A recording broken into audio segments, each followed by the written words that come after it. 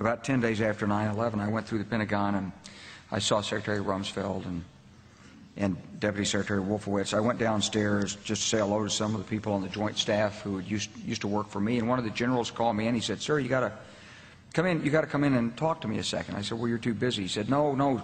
He says, "We've made the decision. We're going to war with Iraq." This was on or about the 20th of September. I said, "We're going to war with Iraq. Why?" He said, "I don't know." He said, "I guess they don't know what else to do." So I said, "Well, did they find some information connecting Saddam to Al-Qaeda?" He said, No. He says, "There's nothing new that way. They've just made the decision to go to war with Iraq." He said, "I guess it's like we don't know what to do about terrorists, but we've got a good military and we can take down governments." And he said, "I guess if the only tool you have is a hammer, every problem has to look like a nail." So I came back to see him a few weeks later, and by that time we were bombing in Afghanistan. I said, "Are we still going to war with Iraq?" And he said, "Oh, it's worse than that."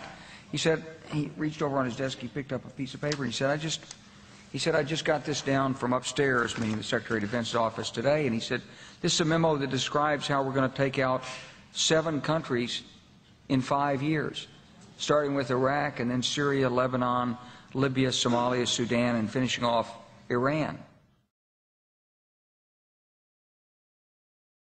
The truth is about the Middle East is, had there been no oil there, it would be like Africa.